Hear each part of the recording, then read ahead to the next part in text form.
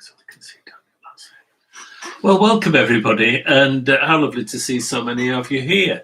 We weren't sure, of course, how many will be joining us today, but can we just start? We'll light our peace candle, our Glastonbury peace candle that Olivia brought us all those years ago, and which we use each time we're here.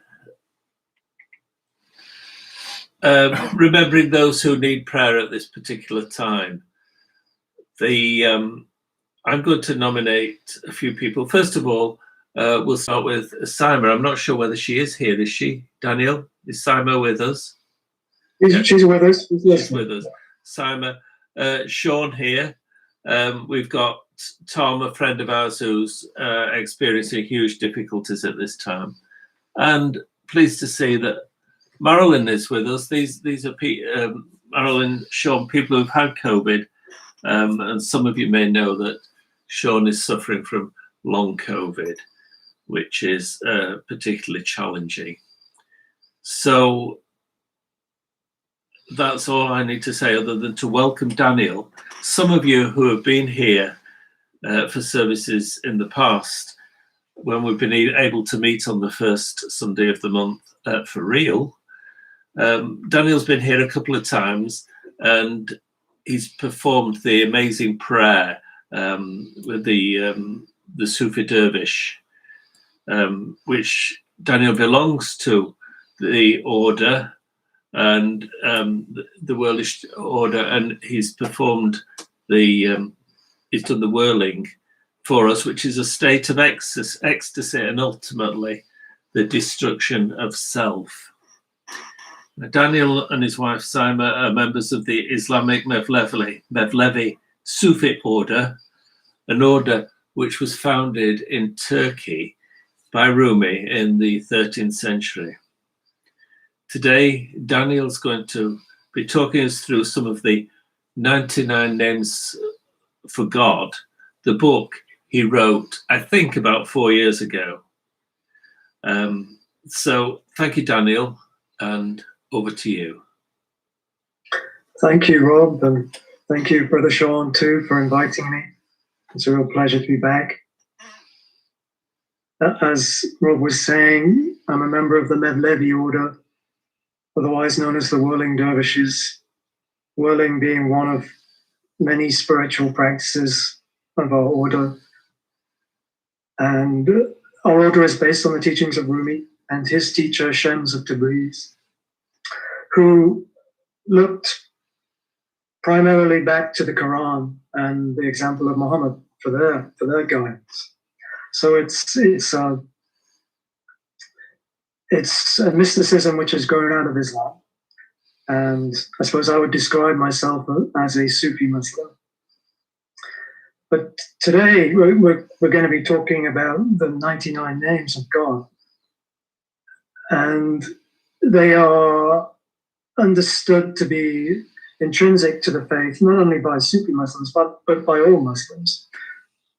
And my wife and I published a book about 4 years ago through our publishing company, Chickpea Press. It's a book about the 99 names, it's really aimed at Muslim families, aiming to be both engaging for adults and children. So really crossing the age gap there. So I'll share some of the material from the book today a little bit later on. But I'm just going to share my screen. Hopefully this will work. Because I'd like to begin with a short guided meditation, and we'll close that with a prayer once we finish the meditation. But if I bring up my screen now, I hope you can see that. If you could give me a thumbs up just to confirm. Great. So we have here some of the 99 names of God, in English, of course. And really, as you can probably see, they're describing divine qualities, the compassionate, the generous, the subtle. And what I invite you to do now is just to look through these names here And if there's one that speaks to you right now, which is calling out to you, or maybe there's one which you feel you really need right now, just take a little time to choose one. And then we'll go into a short guided meditation just to help bring us into presence. Because whenever we study the names, we like to be in a state of presence and awareness.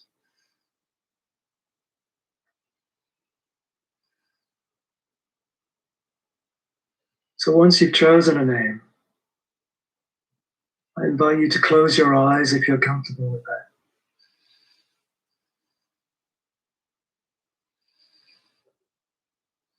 And I'd like us to bring our finest attention to our breath.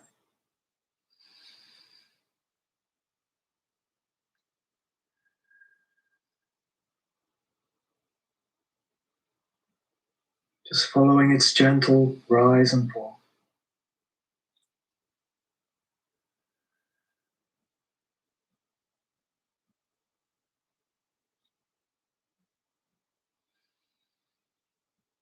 Relaxing our shoulders.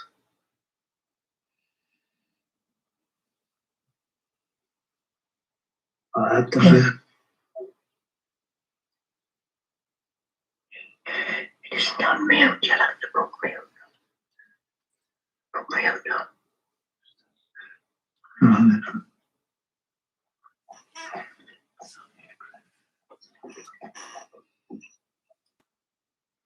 And letting go of the cares and worries of the day.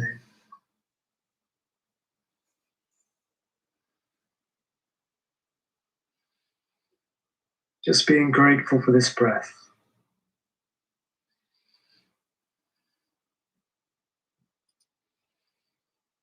Aware that as we breathe, we are being breathed into existence.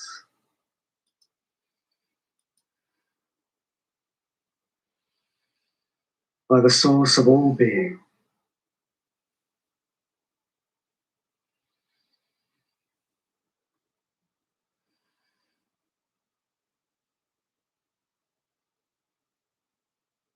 And that source of our being has many names.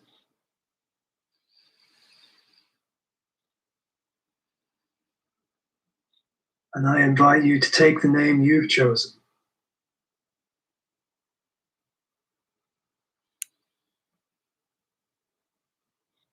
And open to its qualities in your heart.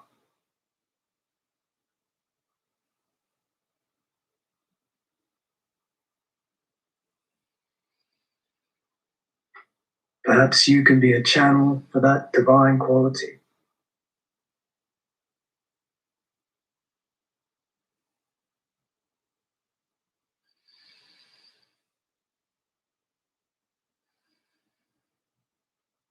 We'll just have a few moments of silence and then a prayer.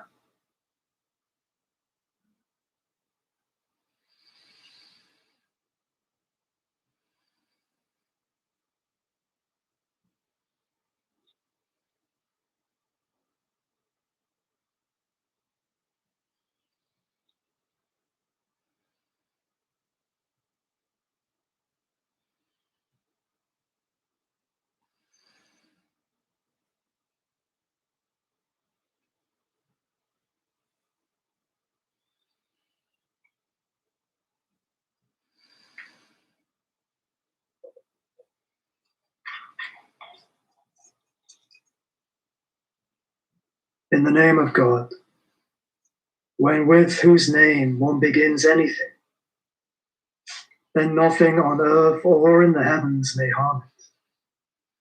And he, she is all hearing and all knowing. I begin in the name of God with myself and my way. I begin in the name of God with my family and all that I own. I begin in the name of God with whatever my sustainer has granted to me.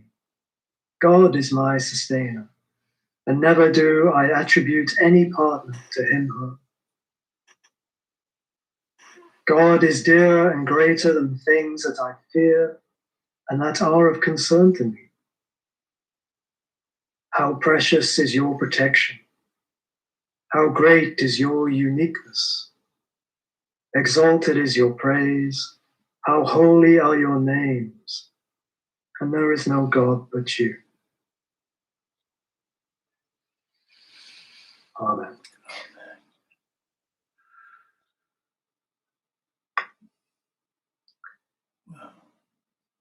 So that was, I just wanted you to have an experiential taste of coming into a relationship with these names before we actually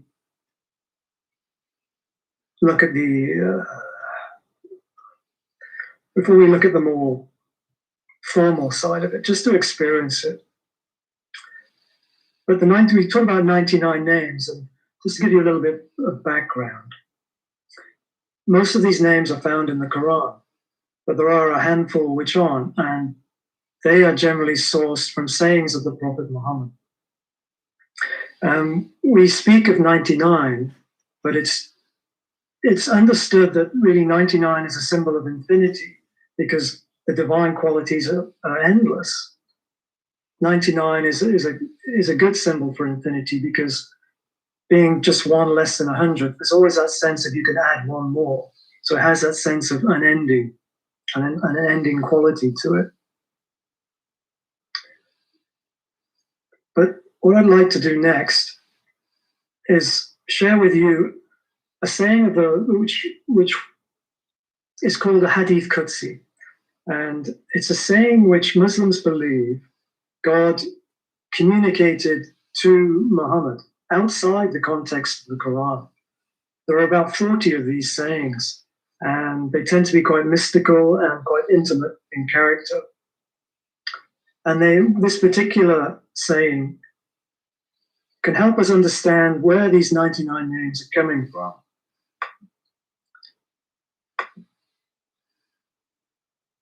So I'll just share my screen so you can read the saying while I read it out. So, Hadith Qudsi, a communication from God to Muhammad outside the context of the Quran. I was a hidden treasure and I longed to be known.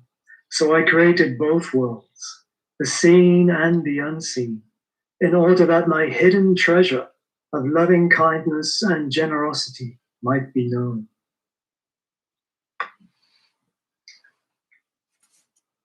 So this gem of a little saying really forms a foundation of Sufi metaphysics. It helps us understand or gives us an inkling of why we're here. What is the purpose of creation? Why did God create anything? For the Sufi, we like to imagine, one of the ways we like to imagine the beloved God is as a hidden treasure, so full of beauty, formless beauty, which has this great desire to be known and loved. And that's why we are here, to know and love that divine beneficence and abundance. And that explains why all these 99 infinite number of divine qualities come into being in order to express these divine qualities, two of which are listed here, loving kindness and generosity. But now let's look at the full list of 99. I've got them here and I put them in different colors. The colors themselves don't have a special significance. They're just colors which felt intuitively right to me as I was making them into a list. But I've got them here in Arabic. And they begin here with Ar-Rahman and followed by Ar-Rahim. And these are two really interesting names. The first one means the compassionate, and the second one means the merciful.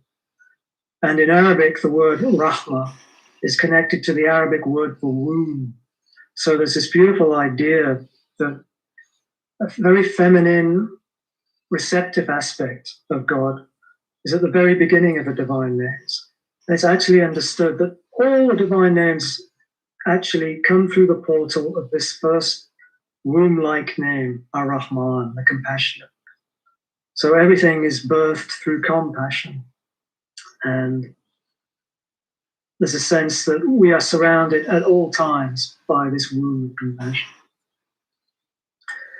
At the end of the list, you have as-sabur, which means the patient, which I think is very appropriate, because if we are trying to reflect and embody these names ourselves, patience is perhaps the final quality we might learn, because it's such a difficult one. In between, there are lots of amazing names. Some are names that might be described as names of beauty, some as names of power. They're more stringent, maybe a little unsettling even. For instance, some of the names come in pairs. There's the expander, so we experience those expansive states, which are so beautiful. But then there's also the constrictor, and we can experience much more constricted states where we suffer difficulty or hardship. God is the source for all of these things. Likewise, one of the names is the creator of the harmful. But God is balancing that, because God is also the creator of the good. So these names don't shy away from really addressing the more stringent names of power and wrath even.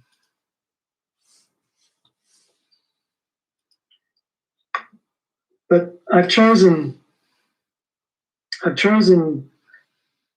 4 names for us to look at today. And some of you may have been at the Unitarian service I did a month or so ago. And we'll be exploring different names, but the 3 or 4 I've chosen are names I think we can really perhaps benefit from at this time.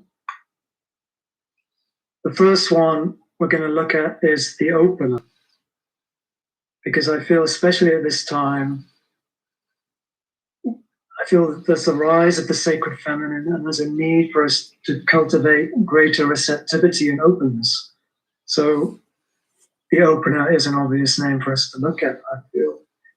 Another name we're going to look at is the Watchful. This name is related to the practice of meditation in Sufism. The idea that we become watchful of our inner states and become more present.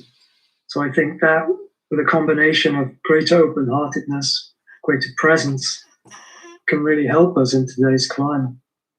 And the final 2 names come as a pair, the manifest and the hidden.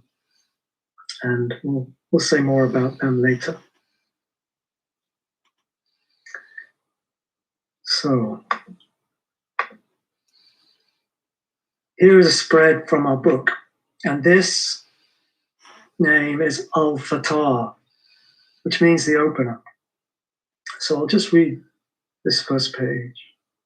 Al-Fatah is the opener. It is Allah who opens the door to success and happiness and amazing possibilities. The most precious key that Al-Fatah holds is a key that opens our hearts. The human heart is God's home.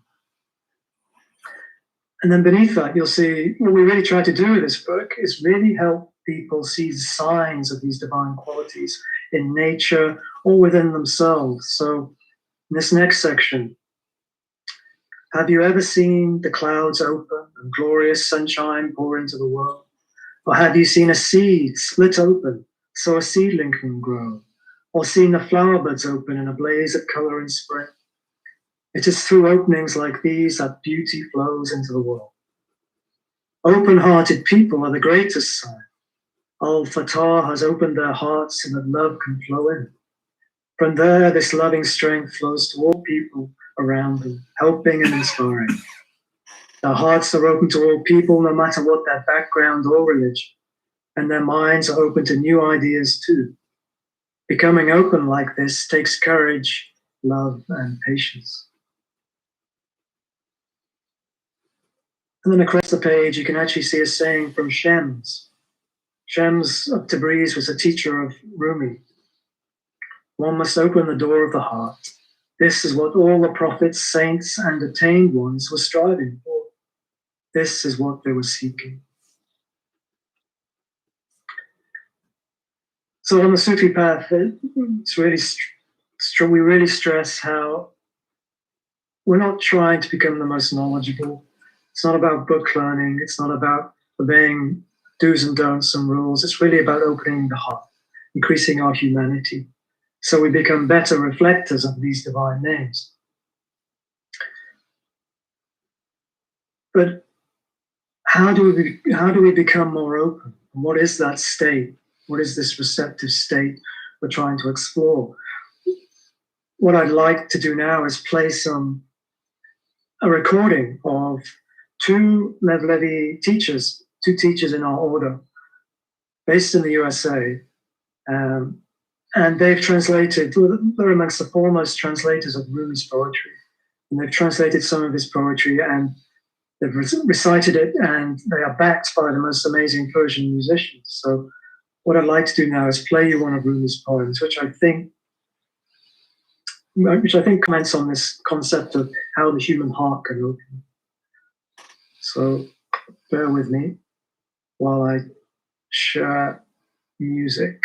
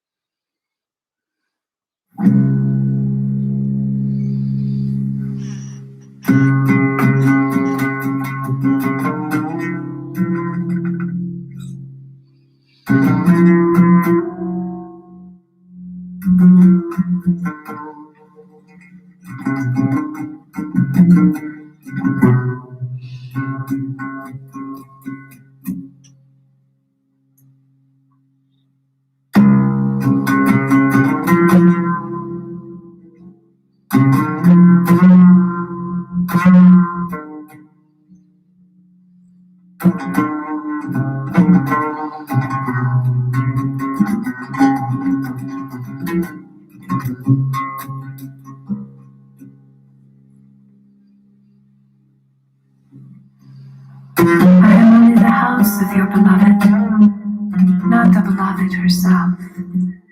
True love is for the hidden treasure, not for the chest that contains it. The real beloved is that one who is unique, who is your beginning and your end. When you find that one, you'll no longer want anything else. That one is both the manifest and the mystery. That one is the owner of all states of feeling and depends on none. The months and years are slaves of that boon. When that one wills, flesh becomes spirit.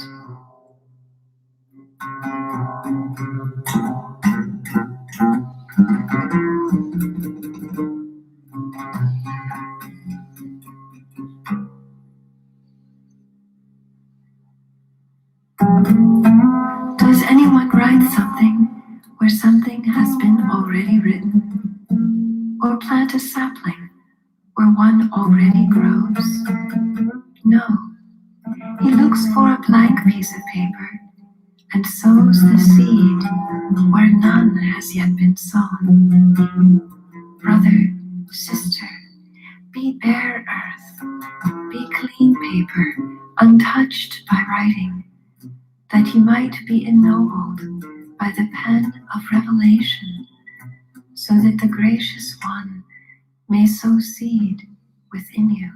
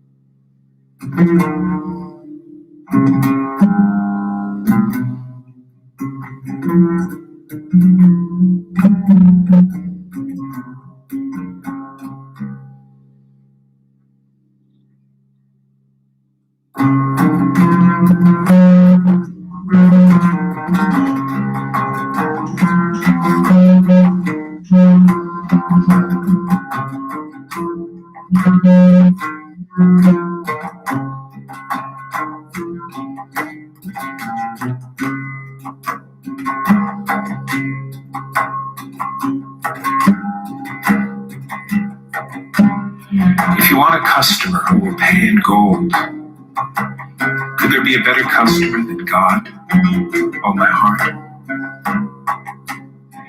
He buys our shabby bag of goods, and in return, gives us the inner light lent from his splendor. He receives the dissolving ice of this mortal body and gives a kingdom beyond imagining. He takes a few teardrops and gives a spiritual spring so delicious, even sugar is jealous of its sweetness. And if any doubt should waylay you, rely upon those spiritual traders, the prophets, the divine ruler, increase their fortunes so greatly, no mountain could bear what they've been given. No mirror ever became iron again. No bread ever became wheat. No ripened grape ever became sour fruit. Mature yourself and be secure from a change for the worse. Become light.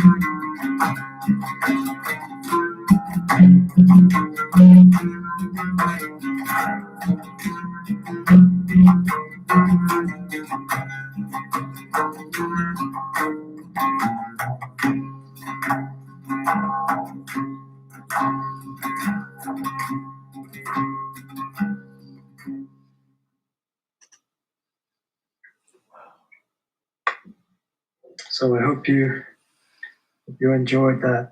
The tune you could hear was actually a tune which the women of Medina played when the Prophet Muhammad was fleeing persecution and entered the town of Medina and found safety there, and the women of Medina sang this song of welcome to him.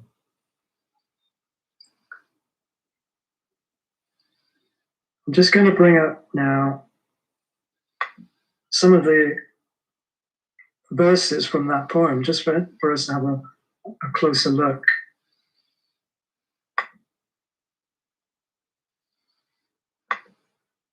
Here we go. Does anyone write something on a place that has already been written over? Or plant a sapling where one already grows? No, he seeks a blank piece of paper and sows the seed where none has yet been sown. Sister, brother, be bare earth, be a clean piece of paper, untouched by writing, that you may be ennobled by the pen of revelation, so that the gracious one may sow seed within you. So we have here, I think, the fundamentals of meditation, that process of emptying ourselves of that inner monologue, which if we actually pay attention to what's going on inside us, we'll realize we have an inner monologue which is often very negative, very repetitive, and completely useless to us. So the more we can, we'll never get rid of it entirely, but the more we can suppress it, well, suppress is not the right word, the more we can learn to let it go and make some space for the divine to enter, the better we will become in meditation. And that leads on to the next name I'd like to look at, which is Arachma, which means the watchful. Because in in Islam, in Arabic, the word for meditation is muraqabah, and it's connected to the name Ar-Rahman. And it's understood that meditation is a watchfulness within. So here's the double-page spread from the book for Ar-Rahman. Ar-Rahman is the watchful. To be watchful means to be very alert. We are watchful when we have something precious we wish to protect or nurture. We are all very precious to Allah, and so Allah is constantly watching over us and wishing us the very best. I know we have a lot of dog lovers in the community here. I hope you don't mind cats. So for a sign of Ar-Rahman, I chose the cat. Muhammad was very fond of cats, and we can learn a great deal by watching them. Have you ever noticed how watchful they are, how calm and yet alert? Even if their eyes are half closed, you can sense that they are aware of everything. If you've ever seen one waiting at a mouse hole, you will have seen how intense their concentration is. We too can learn to be watchful and alert, especially to the needs of others. We can also be alert to what is going on inside us, our thoughts and feelings, so that we truly understand ourselves, see clearly, and make good decisions. This alertness to what is outside and inside is developed through muraqabah. So I really wanted to help Muslim families have a greater appreciation of meditation, because whilst the Sufis readily engage in it, it's not necessarily true that the entire Muslim community does. Many Muslims are perhaps unaware of meditative practice. So part of the aim of this book was to introduce some of these practices to people who might not be aware of them. And over there, we've got the saying from Hagar. And she was, depending on your perspective, either a maidservant, concubine, or wife of Abraham. And she's actually the only woman, I think, in the Bible, only person in the Bible who actually names God, gives God a name, which isn't used elsewhere. And she says, "You are the God who watches over me." And the Hebrew for that is quite similar to Ar-Rahman in some ways. I don't think that there's a linguistic connection, but it's quite a similar sound. I don't recall what it is now.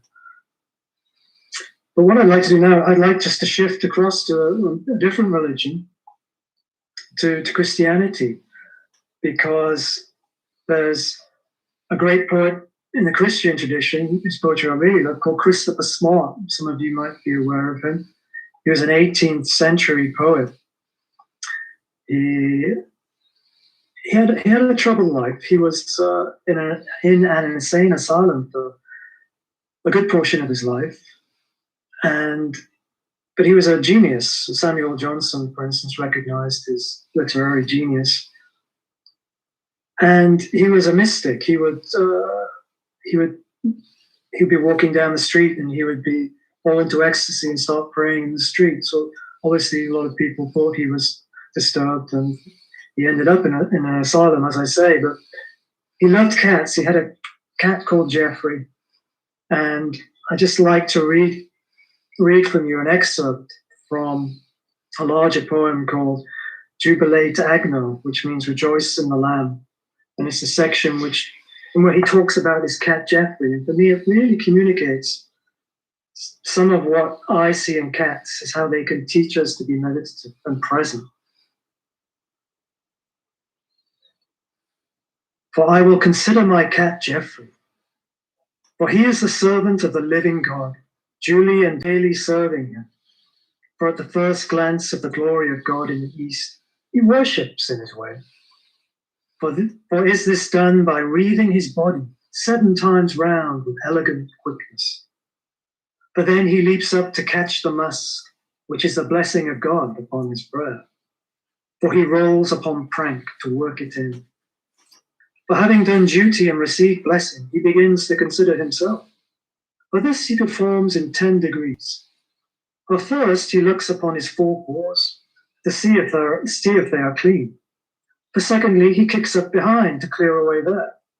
For thirdly, he works it upon stretch with forepaws extended.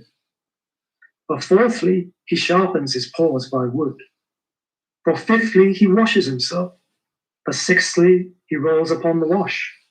For seventhly, he flees himself, that he may not be interrupted upon the beat. For eighthly, he rubs himself against a post. For ninthly, he looks up for his instructions. For tenthly, he goes in quest of food. For having considered God and himself, he will consider his neighbor. For if he meets another cat, he will kiss her in kindness. For when he takes his prey, he plays with it to give it a chance. For 1 mouse in 7 escapes by his dally. For when his day's work is done, his business more properly begins. For he keeps the Lord's watch in the night against the adversary. For he counteracts the powers of darkness by his electrical skin and glaring eyes. For he counteracts the devil, who is death, by brisking about the life. For he is the tribe of tiger. For the cherub cat is a term of the angel tiger.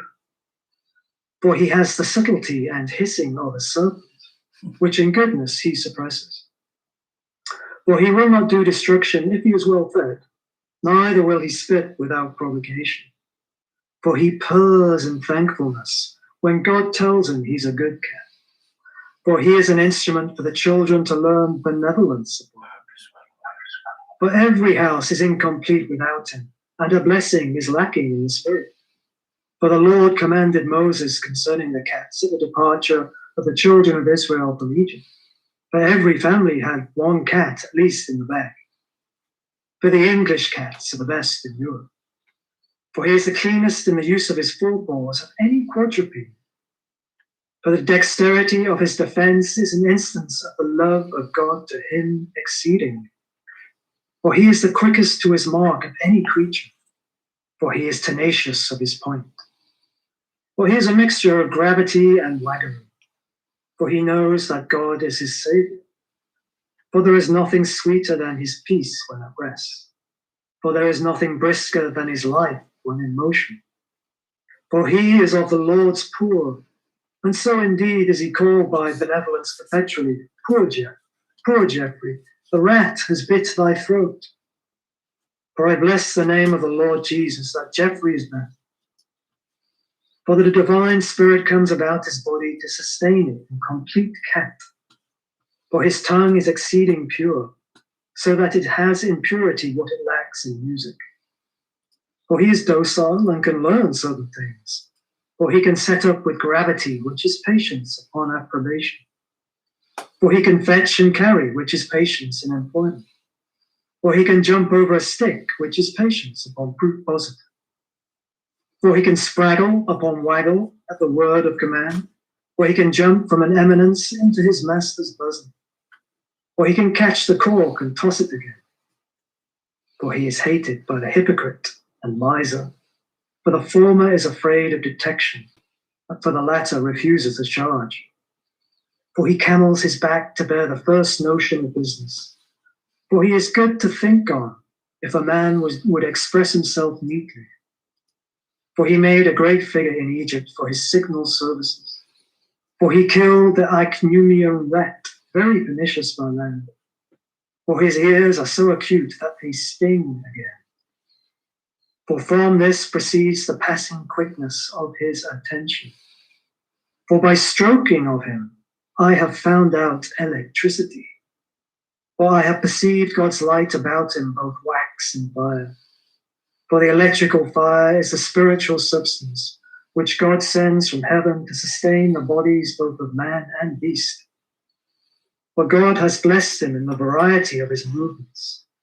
For though he cannot fly, he is an excellent clamberer. For his motions upon the face of the earth are more than any other quadruped. For he can tread to all the measures upon the music. For he can swim for life. For he can creep.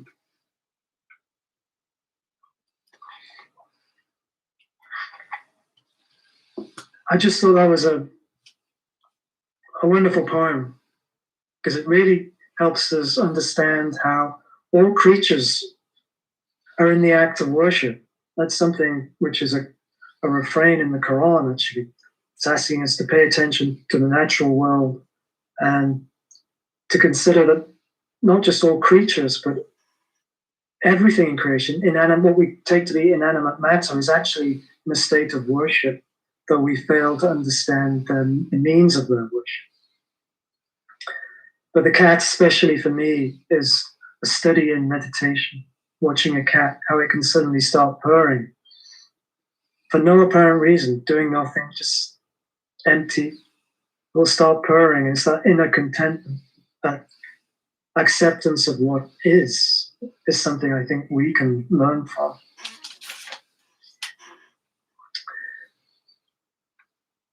The next two names I'd like to share are the manifest and the hidden.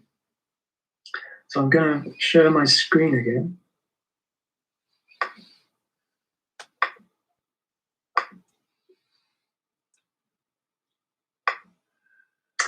And so here we have Azahir, which is the manifest, and Al-Batin, hidden. So Azahir. This name means the manifest. When something is manifest, it can be clearly seen. The signs of Allah are everywhere to see, in front of us, behind, above, below us, and also inside us. Al-Batin. This name means the hidden. Though Allah's signs are clearly seen, we cannot see Allah. Allah is hidden from our sight and also from our minds. Our eyes are too weak, our minds too small. And then signs of Al-Zahir and Al-Batin. The Quran says, wherever you turn, there is the face of God. If we roll round in a circle, we will always be looking at Allah's face. This tells us that Allah is manifest, not just on a throne somewhere in heaven, but everywhere. If I see your face, I can certainly say I've seen you. But what's behind that face of yours? Have I really seen you, or just a sign of you? Isn't your face just your outward manifestation? The 99 names are manifesting all around us. But what's behind those names is somehow hidden from our minds. In the same way, the real you is hidden from people's eyes. We can never know Allah's essence. So within Sufi metaphysics, Allah's essence is indescribable mystery.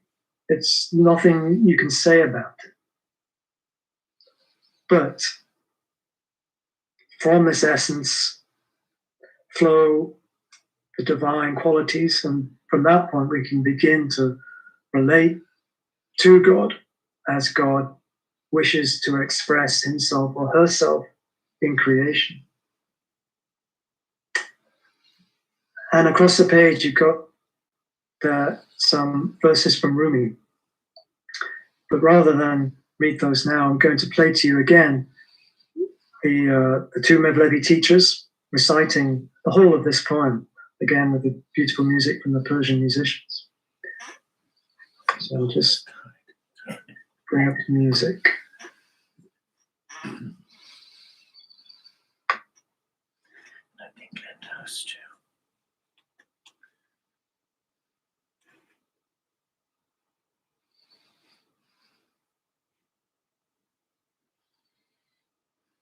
No, she's not.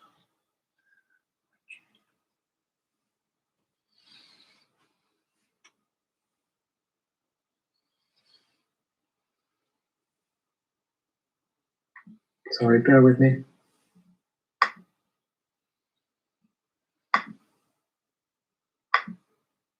There we go.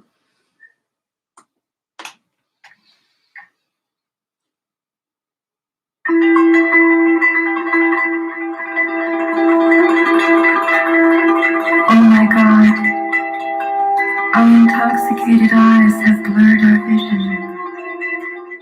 Our burdens have been made heavy. Forgive us. You are hidden, and yet, from east to west, you have filled the world with your radiance. Your light is more magnificent than sunrise or sunset, and you are the inmost ground of consciousness, revealing the secrets we hold. You are an explosive force, causing our dammed up rivers to burst forth.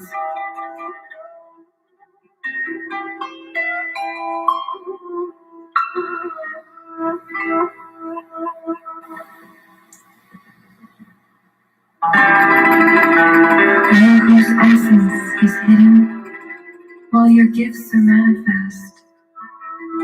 You are like water, and we are like millstones. You are like wind, and we are like dust. The wind is hidden, while the dust is plainly seen. You are the invisible spring, and we are your lush garden. You are the spirit of life, and we are like hand and foot. Spirit causes the hand to close and open.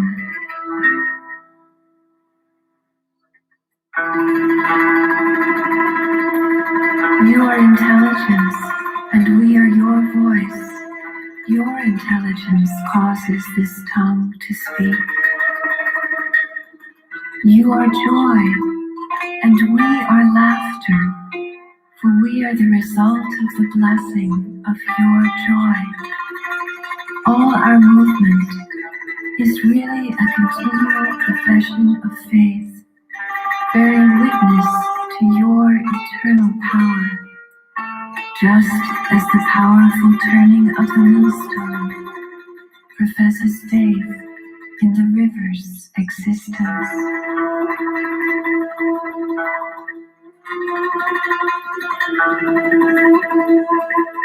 Dust settles upon my head and upon my metaphors, for you are beyond anything we could ever think or say, and yet this servant cannot stop trying to express your beauty in every moment. Let my soul be your carpet.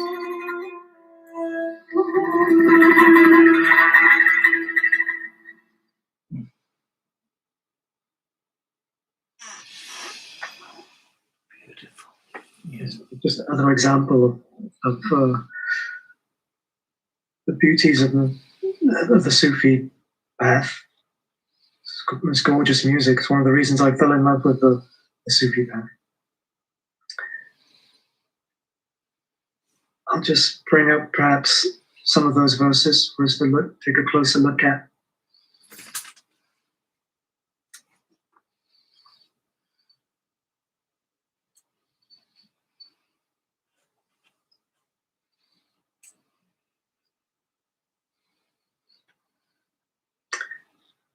There you go.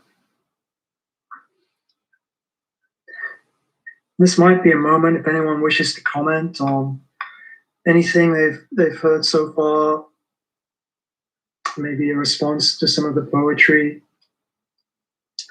Any questions even about the 99 aims I might be able to answer? I don't know, Rob, if there's a possibility of unmuting if anyone wanted to share something or ask a question. I'm very happy. If they can just raise a hand,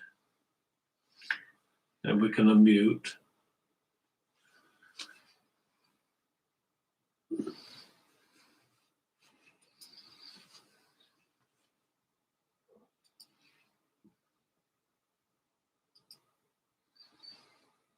Guess we kind of come full circle here. Oh, Siobhan. Just unmute Siobhan.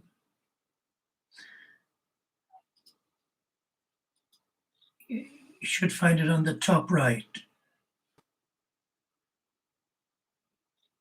Can you do it? Oh, no, hold on.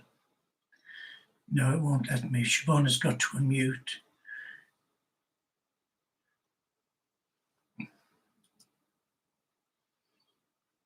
Hold on, let's go to... Bear with us, Siobhan. Just bear with us. You should find it on the top of your window, Siobhan, on the right.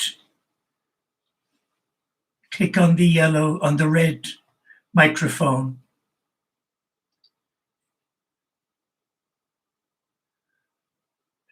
Sometimes in the bottom corner as well. Or try the bottom corner. She's swearing in Irish. Yeah. Bottom left-hand corner sometimes. Yeah. No, she can't. Yeah, we heard you then. Well, apparently, Simon's just telling me you won't be able to unmute yourselves. Okay. One of the hosts needs to invite her to unmute. So let me see if... Oh, it's a good job we've got Simon here with the Thank you, Simon. with the knowledge. Oh, here we are. We're back. Let me see if I can find... Yeah. Here we go. I've asked Siobhan to unmute. Yeah, you Yeah. have. Yeah, you're there. Yeah. We've got you. Yeah, I didn't.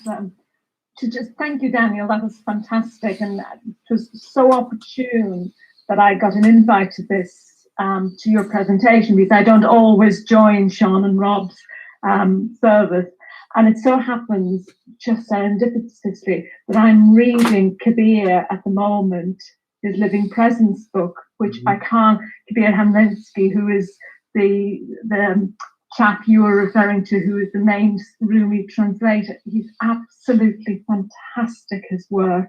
Can't tell you how fabulous his just the wisdom of the ability to translate some of the deeper mystical parts of your path into a translatable psychological mindset for a Western person. Brilliant. So, and loved what you said there, and would be very much interested to look at your book as well. Yeah, Kabir Helminski is our teacher, and his wife too, Camille Helminski. And he was the first Westerner to be initiated as a sheikh in the Mevlevi order, actually. So he brings a wealth of spiritual knowledge to his role as translator. Mm. Wow. Thank you, Siobhan. And I do recommend that book because, of course, The Knowing Heart and Living Presence is another one. And of course, the 99 Names of God is, I've had a look at it, is for people from 8 to 80, isn't it? Mm. I think it was meant as a children's book, wasn't it? Yeah, well, really it's a family book. Yeah, it's we lovely. We want Yeah. it to be engaged into all ages so the family can share it. So we weren't meant to plug you, but I will do. Should anyone be interested and can purchase it. But yeah. Yeah, powerful, Daniel. Very powerful. Thank you, Thank you Daniel. so much. It was absolutely wonderful. And thank you. It's a huge privilege to have you with us and for you to share your wisdom with us. And I thank you so much. It means a lot. My pleasure. And Simon's whispering to me that people can now unmute themselves. She's done something to facilitate. Oh, we've got a good job. We've got her here. Thank you, Simon. But if we just finish off, I didn't ask Delcia. Is she still with us? Delcia?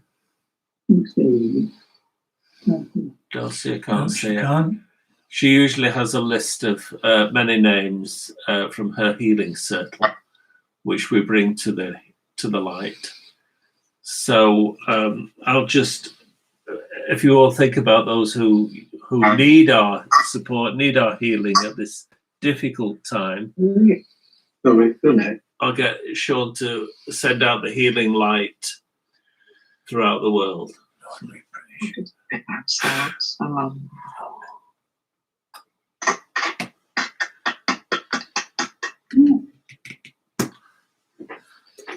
So thank you all for joining us, and thank you especially to Daniel for his contribution, which, as I say, was I think you've touched a lot of souls with that, Daniel. We've got all the smoke in the camera. But yes, thank you, and it's lovely to see you all. So many of you with us, and the timing is perfect because at 3 o'clock I've got an assignation. No.